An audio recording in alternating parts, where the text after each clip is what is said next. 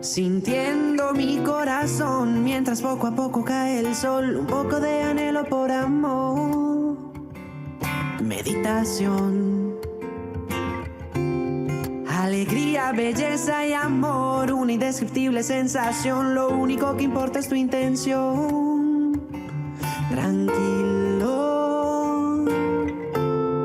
con el viento y las olas del mar, el amanecer aparecerá y yo sigo perdido en tu... Bienvenidos a Conexión Vital, su programa en salud, el programa más visto actualmente en salud en Colombia.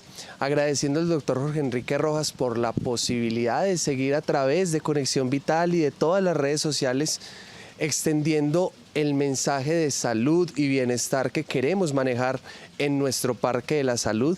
Hoy en compañía de la doctora Catalina Tello, que nos acompaña en Dos Quebradas y en Manizales, y con quien en este momento me encuentro dirigiendo el programa de cambio metabólico a realizarse aquí en las instalaciones de la sede de Dos Quebradas del Parque de la Salud, donde nuestros pacientes vienen desde el domingo hasta el sábado a un proceso educativo, diagnóstico y terapéutico. Educativo porque vienen a aprender, porque al fin y al cabo ninguno de nosotros podemos comer por ellos, ninguno de nosotros podemos respirar por ellos, ni hacer ejercicio por ellos, y por ende el éxito o no del tratamiento dependerá de ellos. Nosotros somos instructores, generamos una educación y quien va a realizar esa instrucción y esa educación es el paciente. En medio de todos estos seres maravillosos que recibimos cada semana, nos hemos dado cuenta que si bien trabajamos aquí el metabolismo, una parte importante en yo diría el 90 o el 100% de las consultas son los trastornos gastrointestinales, que no solamente van en el estómago y en el intestino, sino que ellos, teniendo su centro, su origen, su base aquí, desencadenan múltiples procesos en todo el cuerpo. Consideraría uno que realmente es el inicio de cualquier proceso en nuestro cuerpo. Allí es donde empieza, porque allí es donde se asimila la información que introducimos. Que es importante iniciar recordando que la comida que nosotros comemos, la comida que masticamos, no solamente es para llenarnos. Yo le pregunto siempre a los pacientes, ¿para qué comemos? Y una respuesta muy frecuente es, para llenarse. Algunos por ahí me dicen que para tener energía, y sí, es para tener energía, pero va más allá, porque la comida es energía, pero la comida también es información. ¿Qué significa que sea información? Que todo lo que yo coma, después de que se digiera, ya vamos a hablar de la diferencia entre digestión y absorción, entonces después de que se digiere y se absorbe, pasa al torrente sanguíneo de la sangre y se distribuye por el cuerpo, activando y desactivando rutas completas que van a determinar nuestra salud o qué tan cerca estamos de la enfermedad.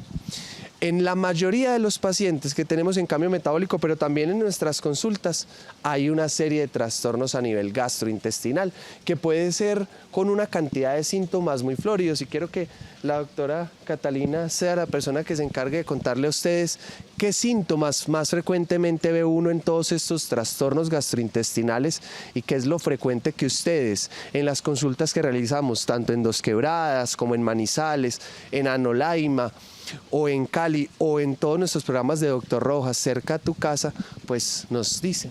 Doctora Catalina, bienvenida. Muchas gracias, doctor Juan Esteban, y muchas gracias a todos los que nos acompañan en el programa. Y bueno, hablando de esos síntomas por los cuales muchos de los pacientes consultan a nuestros parques de la salud, nos encontramos que realmente hay cantidad de sintomatología que se puede manifestar en todo el tracto gastrointestinal, porque realmente el tracto gastrointestinal está todo unido. Entonces hay manifestaciones que pueden ser de las vías digestivas superiores, de las vías digestivas inferiores, o estar entre ellos también relacionados, porque lo que está sucediendo desde el inicio de nuestra digestión, pues del tracto gastrointestinal, que es en la boca, se puede estar manifestando también en el intestino, en el colon, o ya pues en el momento de expulsar los productos pues de desecho. Entonces, algunos de estos síntomas, empezando por las vías digestivas superiores, son los síntomas asociados al reflujo gastroesofágico. Dentro de estos tenemos también una cantidad de síntomas. Hay algunos que son muy típicos que los podemos conocer como sensación de acidez en la garganta, sensación de regurgitación del contenido gástrico. A veces sentimos que hay tal vez porciones de alimento o de líquido que se nos puede estar devolviendo y sintiendo esto en el tórax, en el pecho, en la garganta, con sensación de quemazón o sensación de sabor amargo en la boca. Es muy común que se pueda presentar incluso esta sintomatología en la noche. Y pues más adelante también ya les vamos a compartir cuando vemos estos síntomas de predominio nocturno y cuál sería la manera adecuada de poder prevenir que se presenten. Por ejemplo, en la noche, por la posición que también tenemos en el momento del descanso, se va a facilitar que se pueda devolver contenido desde el estómago al esófago, que es el tubito que lleva el alimento después de pasar pues, por la boca, ¿cierto? Entonces, estos síntomas muchas veces no son los síntomas típicos de acidez, sino al levantarnos de pronto con sensación de sabor amargo en la boca, resequedad en la boca, o en muchos casos la tos nocturna se puede estar asociando a un reflujo gastroesofágico. También tenemos casos de disfonía, cuando se nos va la voz, disminuye como esa fuerza que tenemos en la voz. Puede ser un síntoma atípico del reflujo, que no es característico de acidez, pero tenemos pues que estudiar de acuerdo a todo el cuadro pues clínico del paciente, los otros síntomas que presenten y pues una historia clínica completa, si puede estar correspondiendo esta disfonía o la tos a un reflujo gastroesofágico por irritación laríngea. Bueno, ya un poquito más abajo ya tenemos entonces el estómago, después de pasar el esófago. En el estómago pues cuando hay inflamación del estómago, gastritis que llamamos, vamos a poder pues a presentar ardor o dolor tipo quemazón en la parte superior del abdomen central. Es un sitio que llamamos el epigastrio y esta sensación es muy típica de inflamación en estómago. Entonces sería pues otro de los síntomas muy comunes que presentamos, que encontramos en los pacientes, uno de los principales motivos de consulta. También tenemos síntomas asociados a una digestión inadecuada que, como les decía, ahora vamos a hablar un poquito más sobre digestión y como les decía también el doctor Juan Esteban, y esto nos puede generar inflamación, distensión abdominal, sensación de llenura muy rápido, sensación como de plenitud, de sentirse como pesado. También podemos presentar aumento de gases, eructos frecuentes o también pues podemos presentar aumento de los movimientos intestinales que ya pueden dar un tipo de dolor un poco más generalizado, no solo localizado en la parte superior del abdomen, sino con una distensión completa abdominal. Otros de los síntomas, ya pues yendo un poco más en el recorrido intestinal, pueden ser cambios en la consistencia de las heces. Podemos tener consistencias pues con tendencia al estreñimiento, heces muy duras o heces muy blandas con tendencia pues ya a la diarrea, heces explosivas. Podemos encontrar también ya directamente en la materia fecal pues en las características de las heces, diferentes características como presencia de alimentos sin digerir, cambios también en la coloración o presencia incluso de sangre en las heces, que se puede pues también relacionar a muchas causas de alteraciones gastrointestinales. Entonces realmente la cantidad de síntomas es inmensa y esto pues fue algo muy general haciendo este recorrido del tracto gastrointestinal.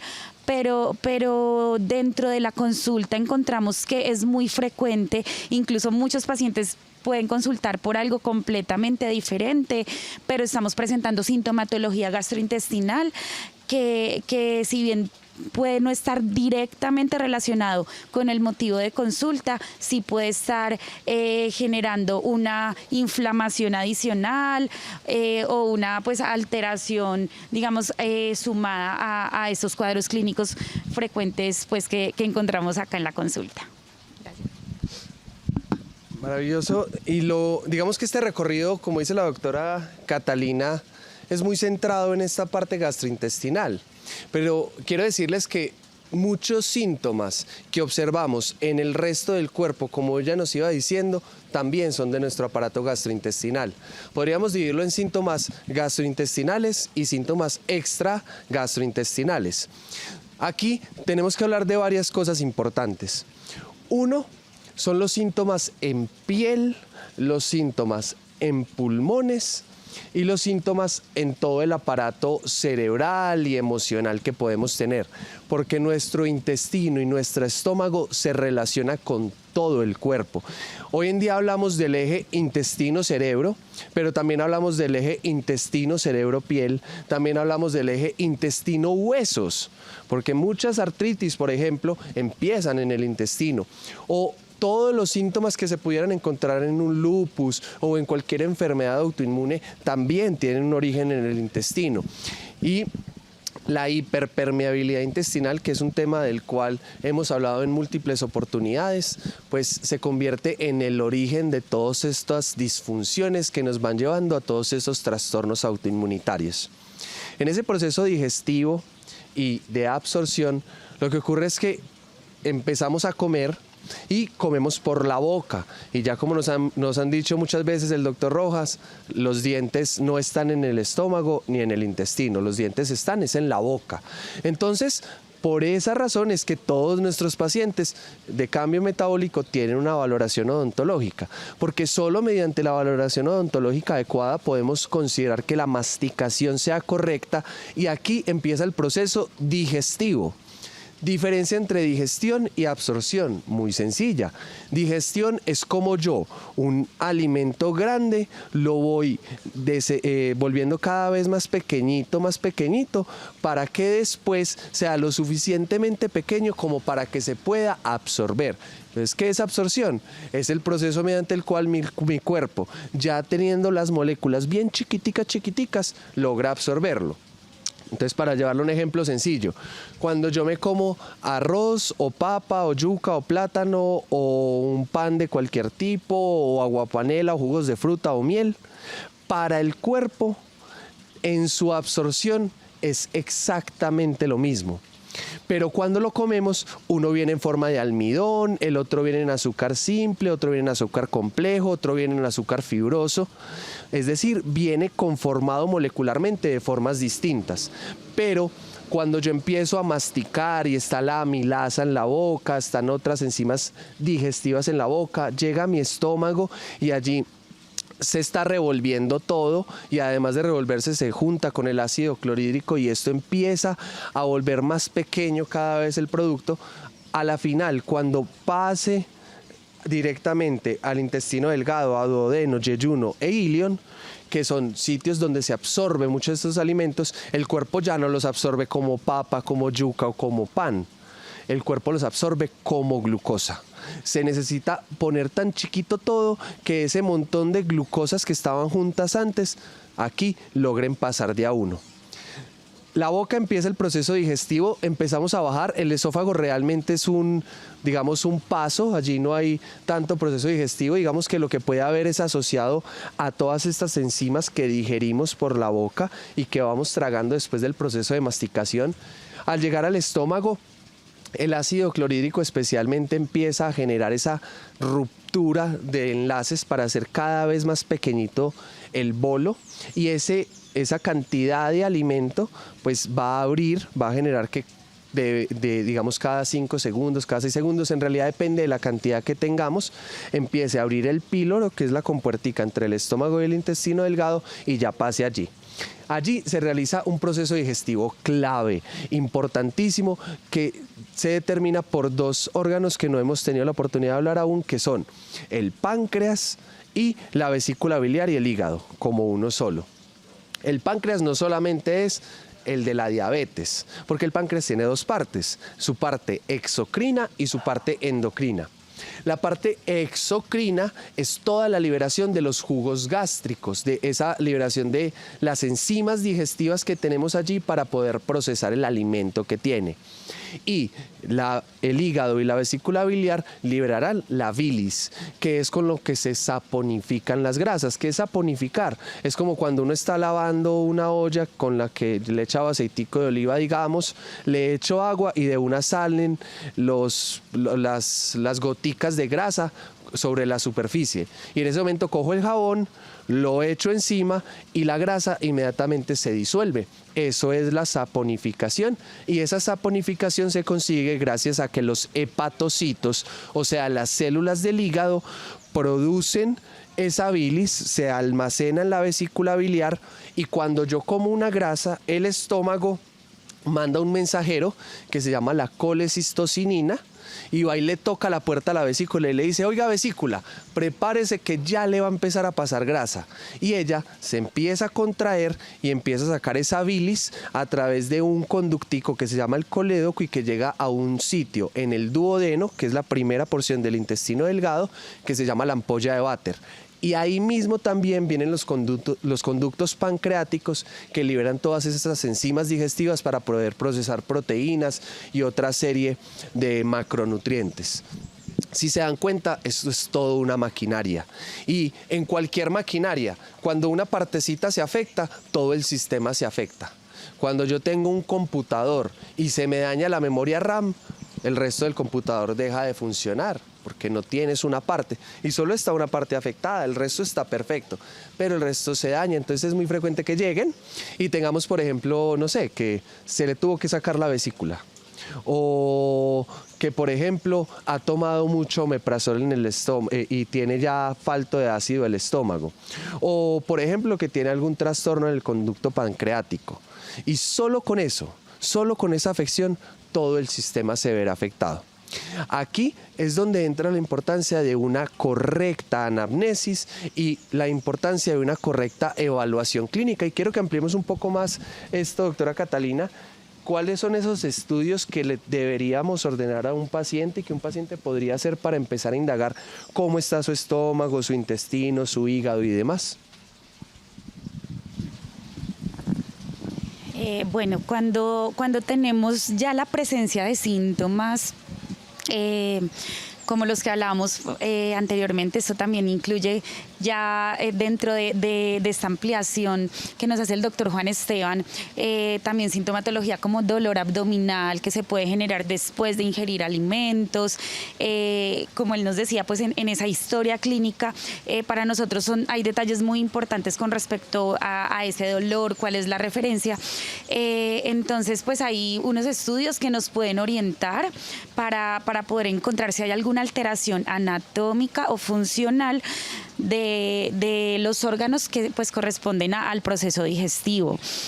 Una de esas es la endoscopia de vías digestivas altas, donde vamos a poder ver, consiste en introducir, ¿cierto?, un tubito, una manguerita a través de la boca, va a pasar por el esófago. Acá podemos observar cómo está, pues lo hacen los gastroenterólogos, y se va a observar en el estudio cómo se encuentra la mucosa del esófago, si está inflamada, si no. Esto nos da pues unos signos de posibles inflamaciones asociadas a un reflujo, una regurgitación del contenido gástrico. Esa endoscopia va a llegar también al estómago. En el estómago pues hay otras características que nos van a hablar de una posible alteración y incluso pues a una porción del duodeno, esa primera porción del duodeno. Entonces este sería uno de los estudios, la endoscopia de vías digestivas altas, muy útil para sintomatología del tracto gastrointestinal superior.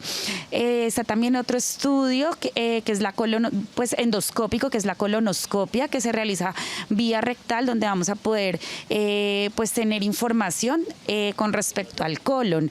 El intestino delgado es muy largo, no hay un estudio endoscópico que nos permita llegar a esa totalidad, porque realmente podríamos hacer incluso una lesión de la mucosa. Ya hay otros estudios más avanzados que se podrían indicar en caso de otro tipo de sintomatología por parte de gastroenterología, como es una videocápsula endoscópica, por ejemplo, que va pasando todo el recorrido sin introducir pues este tubito, esta manguerita a través del intestino. Entonces la endoscopia y la colonoscopia son unos estudios básicos que nos van a poder orientar y aportar una información muy valiosa en caso de sintomatología gastrointestinal alta o baja.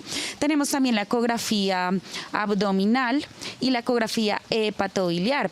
En esta ecografía hepatobiliar ya vamos a poder tener un acercamiento un poco más profundo a estos órganos que nos hablaba ahora el doctor Juan Esteban, como lo son el hígado, el páncreas, la vesícula biliar, y una aproximación también a los conductos biliares, al colédoco y al conducto pues también pancreático que les explicábamos ahora, pues también que pues llegan a esta porción del intestino delgado. Entonces esos serían básicos, hay otros más profundos, mucho más específicos de acuerdo a la sintomatología, pero estos tres pues pensaría que serían, doc.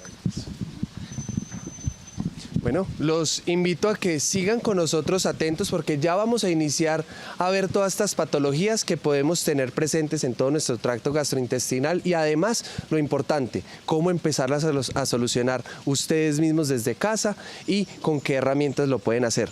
Sigan con nosotros en Conexión Vital, ya nos vemos. Conexión.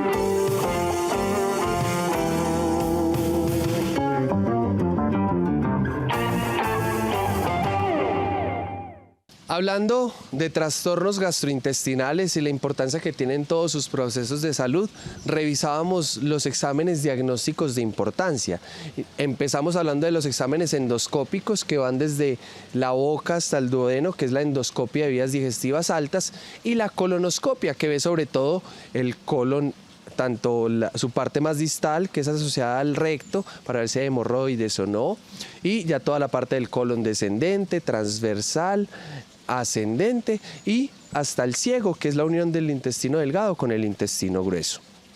Aparte hablamos de la ecografía, que nos va a hablar cómo está la vía hepatobiliar, o sea, cómo está el hígado, cómo está la vesícula, y que también nos va a hablar de cómo está el páncreas. Acá hacemos un paquete que va mucho más completo, que ve tiroides, que ve mamas, que ve hígado, vesícula, páncreas, vaso, riñones, ureteres, vejiga y toda la parte genital, sea testículos o sea útero o con ovarios. Además de eso, hay exámenes importantes como el coprológico. El coprológico pues es básico, nos dice si hay parásitos, si hay amebas, qué tal está la carga bacteriana, cuánto resto de comida hay, porque a veces sale la comida todavía entera por la materia fecal, a eso se le llaman heces lientéricas o heces con comidita todavía sin digerir. Aparte de eso, el coprológico nos dice cosas muy importantes. ¿Cuál es la consistencia? A todos los pacientes les preguntamos, ¿y cómo es la materia fecal? Porque eso es importantísimo. El color que tiene, el olor que tiene, si son como bolitas de chivito, o si es pastosa, diarreica, o si es normal. ¿Y cómo es normal? Como una salchichita bien formadita, lisita, o de pronto con unas grieticas, pero eso sería lo normal. Si de pronto flotan o no flotan en el inodoro, porque esto nos habla de qué tanta grasa puede o no tener esa materia fecal. Entonces hay muchas cosas que evaluamos con ese coprológico. Sin embargo, hoy en día se están desarrollando cada vez estudios a mayor profundidad y en este caso quiero hacerles mención de uno que es el coproscópico seriado o en este caso un examen más especializado que se llama el MyBiome. ¿Qué es el examen MyBiome? Es un examen en el cual se realiza se recoge la materia fecal por 3 días seguidos y se hace un análisis profundo de ella y allí nos dirán cuáles bacterias tiene, cuáles de las nocivas y cuáles de las beneficiosas. Nos dirán también qué parásitos, qué virus, qué hongos, qué levaduras, en general cuáles microorganismos, de qué variedad y en qué cantidad están presentes en el intestino. Además de eso nos dice cómo está la calidad de las enzimas digestivas y también nos dice algunos marcadores claves, como uno que les quiero mencionar hoy que se llama la gliadina o la sonulina. Las sonulinas son productos de desecho que quedan después de que el intestino se rompa y eso es un marcador directo de hiperpermeabilidad intestinal. ¿Qué es la hiperpermeabilidad intestinal? Es cuando mi intestino, que es un colador que debe dejar pasar las cositas chiquitas y que funcionan, los rotos se le abren y comida o alimentos que antes no debían pasar empiezan a penetrar, pasan a sangre y generan todos los síntomas, que hipotiroidismo, o que un problema de la piel, o que se me está cayendo el cabello, que mis hormonas están afectadas. Ese intestino que se rompió y todo el contenido que está dentro lo podemos saber única y exclusivamente con uno de estos exámenes, que son exámenes avanzados. Antes debíamos mandarlos hasta Estados Unidos y nos quedamos esperando 3, 6 semanas a que nos lo pudieran procesar, pero hoy en día lo podemos realizar aquí en Colombia. Entonces es una inmensa fortuna que tenemos de poder seguir ampliando la información que tenemos diagnóstica sobre estos procesos digestivos que a veces están tan mal enviados. ¿Con qué fin? Con el fin de decir, bueno, tiene muy poquita Bifidobacterium infantis y sabemos la importancia que tiene esto en mejorar el sistema inmunológico, en los problemas de la piel y en todos los problemas a nivel emocional. Entonces, ¿qué hago? Pues le doy un suplemento como el BioPlus que le garantice un aporte de Bifidobacterium infantis, lactis, como se quiera llamar. Eso hace que el tratamiento sea mucho más específico, pero si digamos los síntomas ya son extraintestinales, pues también necesitaremos muchos exámenes, radiografías, ecografías. Necesitaremos, por ejemplo, un examen que es valiosísimo, que es un test de sensibilidades alimentarias. Es diferente las alergias a las sensibilidades. Las alergias es cuando yo me como algo e inmediatamente me broto, se me tapa la tráquea y no puedo respirar, o tengo falta de aire, me hincho impresionantemente. Esto sería una alergia. Pero una sensibilidad ocurre horas o incluso días después de comer, y es cuando yo me como un chocolate y me duele la cabeza, o cuando, por ejemplo, tengo un hongo en la piel que le he echado un montón de cremas y me como un pedacito de pan e inmediatamente me pica y me molesta, o me da rinitis alérgica, o siento un descenso en la energía. Todo eso son sensibilidades y solamente lo podemos valorar haciendo una dieta de eliminación, o lo hacemos, que pueden buscar dieta de eliminación Dr. Rojas en YouTube para que aprendan cómo realizarla, o en su defecto hacemos un test que se llama el test A200, y el test A200 es un test que permite evaluar mediante la sangre unas celulitas de defensa que se llaman la inmunoglobulina G, y esa inmunoglobulina G lo que hace es reaccionar contra la comida y generar todos los síntomas de los que hablamos. ¿Para qué? Para que directamente yo sepa qué tal le va a mi cuerpo cuando come orégano, pasta, arroz, almendra, macadamia, porque nos damos cuenta que a veces, aunque recomendamos tanto la almendra, hay personas que son sensibles a la almendra y entonces no deberían comerla por un tiempo mientras se repara su intestino. La anamnesis, es decir, el diagnóstico, cuando el médico se sienta enfrente de la consulta y chismosea, pregunta qué tiene, qué siente, cómo está, qué ha pasado, eso es la anamnesis. El examen físico y los exámenes diagnósticos nos dan lo necesario para poder determinar el proceso de enfermedad que estamos cursando. Y ya teniendo claro qué es lo que está pasando, pero además el origen del problema, la disfunción de base, podremos empezar a trabajarlo adecuadamente. En el estómago pueden haber muchos, hablamos de el reflujo gastroesofágico, hablamos de la gastritis, hablamos del Helicobacter pylori, hablamos de algo valioso, y es que hoy en día la gastritis no solamente es porque yo tengo mis mucosas dañadas y entonces el ácido me genera la afección, sino que muchas veces la gastritis es una gastritis que se llama hipoclorídrica, o sea, una gastritis sin producción de ácido. Y si yo no produzco ácido, pues no tengo estómago, básicamente, y desde ahí, todo de ahí para abajo estará afectado, porque gracias al ácido clorhídrico yo puedo absorber la vitamina B12. Gracias al ácido clorhídrico yo digiero los alimentos. Gracias al ácido clorhídrico yo limpio la comida que estoy ingiriendo para que no llegue al intestino y me llene de bacterias nocivas que no queremos en nuestro cuerpo. Entonces tiene muchas funciones, pero cuando, por ejemplo, yo vomito mucho, o por ejemplo cuando no consumo verduras, o por ejemplo cuando he tomado omeprazol por mucho tiempo, o he tomado ranitidina y estas cosas que daban antes y que mágicamente quitaron y no quisieron decir por qué tampoco. Entonces, cuando todo esto pasa, perdemos el ácido del estómago y los síntomas empiezan a estar también presentes. Y ahí es cuando se toman un poquito de limón y no se lo aguantan, y es que entonces llega y le dice a alguien, no, es que usted no puede tomar limón porque es que el limón es malo para la gastritis porque le aumenta el ácido. qué falta de conocimiento, ¿cierto? Qué bueno que todos estudiáramos y que ampliáramos un poco más la información que tenemos en salud para no ir vociferando cosas sin una validez, que es lo que tenemos que buscar todos siempre, la ciencia y la conciencia detrás de cada cosa. Entonces, en el estómago muchísimas cosas que solucionar. Y vamos a hablar tips muy generales para poderlo solucionar. A nivel del hígado podemos encontrar los cálculos en la vesícula, podremos encontrar el hígado graso o ya un hígado fibrótico que ha llegado a una cirrosis. En la vesícula podemos encontrar pólipos, podemos encontrar cálculos o podemos encontrar, por ejemplo, que la vesícula está hiperrespondiente, que todo el tiempo se está contrayendo, también porque le estoy dando comida todo el tiempo, grasa además al cuerpo.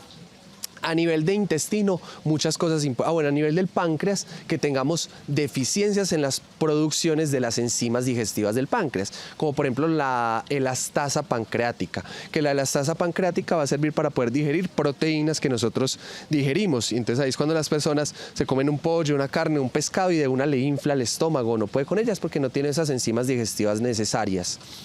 A nivel del intestino, múltiples problemas.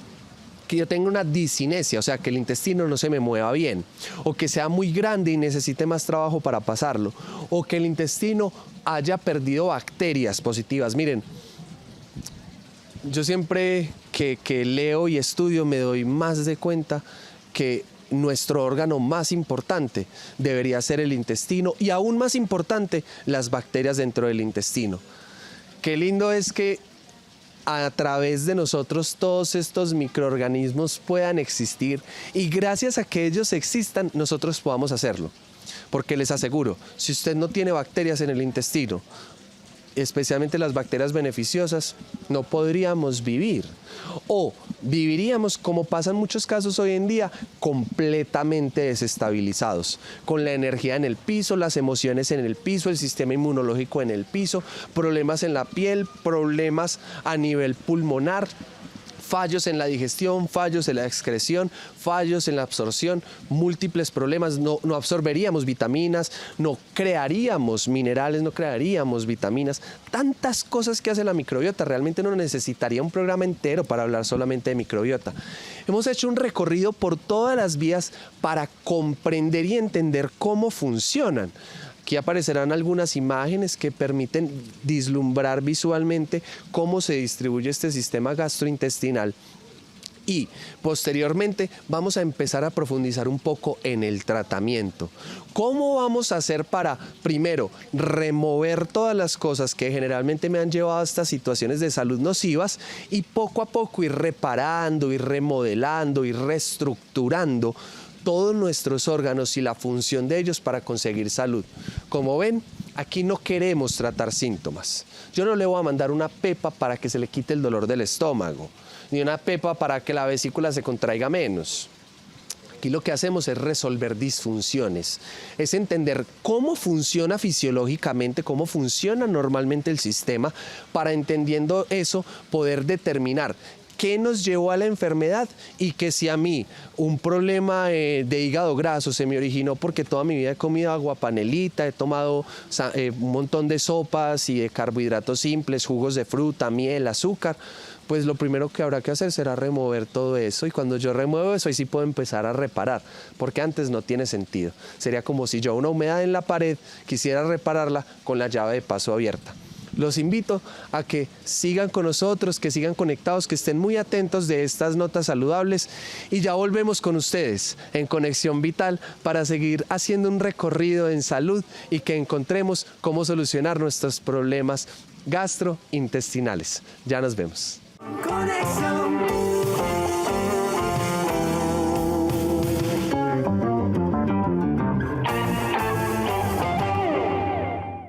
Bienvenidos de vuelta a Conexión Vital, hoy hablando de nuestros temas gastrointestinales de importancia. Ya hemos hablado de diagnóstico, de anamnesis, de síntomas. Ahorita quiero que empecemos a hacer un recorrido por qué podemos hacer para mejorar nuestra salud gastrointestinal. En primera instancia, la recomendación es básica y digamos que confluye con todas las recomendaciones nutricionales respecto al resto de nuestras patologías que podemos presentar. Y es, coma comida real, empiece por ahí, quite los ultraprocesados. quite cualquier cosa que venga de una fábrica o que hayan hecho por allá con químicos, o que cuando ustedes lo volteen en la etiqueta, en los ingredientes, tenga más de 5 ingredientes. Eso, sáquenlo. O si en los ingredientes tienen algún ingrediente que un niño de 5 años no sea capaz de leer, o que ustedes vean eso y digan, oiga, ¿eso es comida o eso es con un componente ahí de un laboratorio secreto? Entonces, esos no van, esos ultraprocesados no van. Retiremos alimentos inflamatorios o productos inflamatorios, como el azúcar que está en la miel, en la panela, en los jugos de fruta o en el azúcar puro. Retiremos las harinas procesadas, las harinas de trigo especialmente con el gluten, pero también cualquier harina de trigo fortificada que podamos tener, o cualquier harina refinada que está, por ejemplo, en la panadería, exceptuando los panes, por ejemplo, harina de almendras o harina de arroz o harina de sagú. Cada vez hay más y más, y los invito a que sigan nuestras redes sociales, porque allí hay múltiples recetas que pueden empezar a seguir para poderlas practicar. Y ya retirando todo eso, es otro importante que retirar: los aceites vegetales, el aceite de palma, el aceite de girasol, el aceite de soya, el aceite de canola. Múltiples cosas que poder retirar, y empezamos a incluir verduras, alimentos reales, para poder encontrar salud y tener una vida más saludable y mucho más balanceada.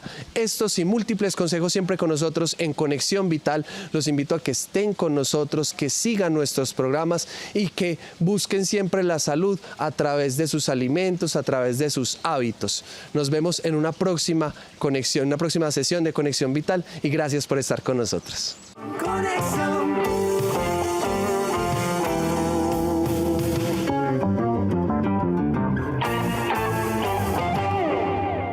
Se preguntan qué es el tema del azúcar, porque cada vez vemos más personas con diagnóstico de diabetes.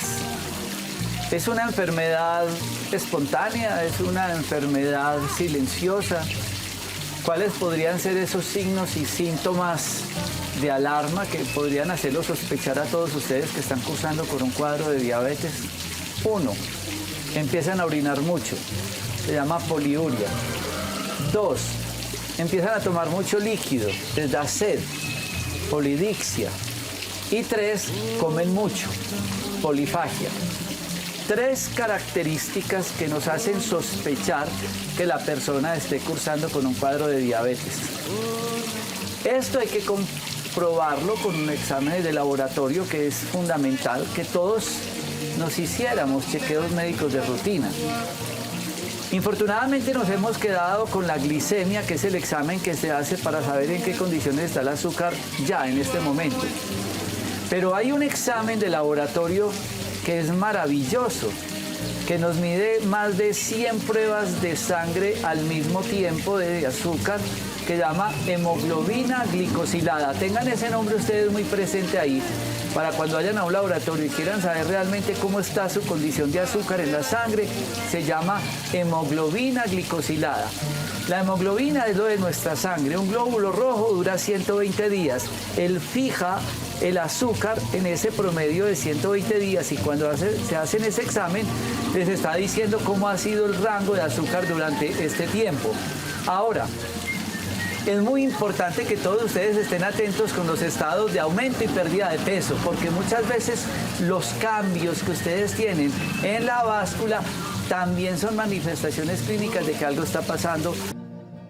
Quiero compartir una nota que dentro de la parte terapéutica para mí ha sido un apoyo fabuloso en ver resultados de mejoría clínica en los pacientes. Siempre he dicho, el que tenga una bolsa de enema en la casa tiene un médico en la casa. Esto no, que no les falte. Hay otras que son transparentes, pero finalmente que sea una que tenga capacidad para más de 1 litro. Esta es de 2 litros. Utilizado por nuestros abuelos por años, que para el frío, que para el frío, que para el dolor, en fin. Pero embolataban esto. ¿Dónde quedó la manguera? Se les embolataba, porque esto fue hecho no únicamente para el dolor de abdomen por el cólico menstrual, no, esto fue hecho para hacer enemas.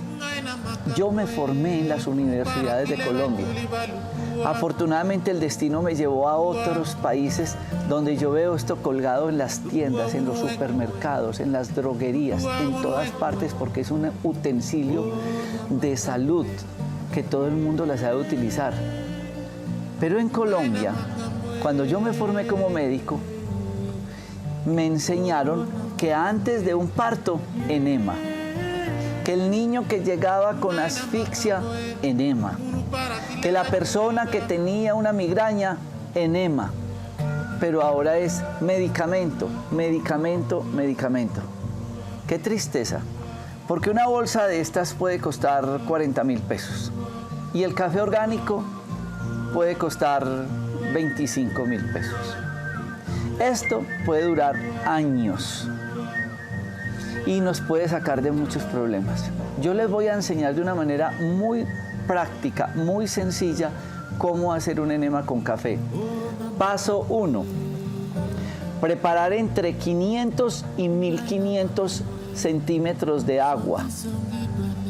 Cuando ya empiece a hervir un poco, le agregan 2 cucharadas grandes de café orgánico, no fumigado con tiodán, organoclorados, que es como si se metieran un antibiótico. Debe de ser café orgánico. De lo contrario, flores de manzanilla o flores de caléndula. Se prepara y se mueve en la olla, se va batiendo para que no se riegue. Es decir, oxigenando el agua porque el café tiende a regarse, a subirse. Después de que ya burbujea, ya él no se riega. Entonces le bajan al fogón y lo dejan hervir mínimo 10 minutos para que el café suelte sus componentes activos, los polifenoles. Cuando él ya ha hervido 10 minutos, lo apagan, lo dejan reposar, no se cuela, el café es pesado, él se va sedimentando y ya a temperatura corporal lo van a envasar. Estas bolsas vienen con varias cánulas. Hay para niños, está esta cánula para adultos y hay una cánula mediana que uno puede utilizar en este caso. Miren lo que hago. Ya vamos a suponer que tenemos el café acá. Vamos a poner la llave especial que tiene la continuidad con la manguera y lo que ustedes van a hacer es lo siguiente. Le sacan el aire. Cuando le sacan el aire, simplemente ya sin aire doblan la manguera para que no le entre aire. Se van a acostar hacia el lado izquierdo. Hacia el lado izquierdo. Le untan aceite a la cánula. Se untan aceite a nivel rectal. Pueden tener una toallita o papel higiénico. Ponen la toalla, la bolsa a este lado. Con una almohadita se van a acostar hacia el lado izquierdo.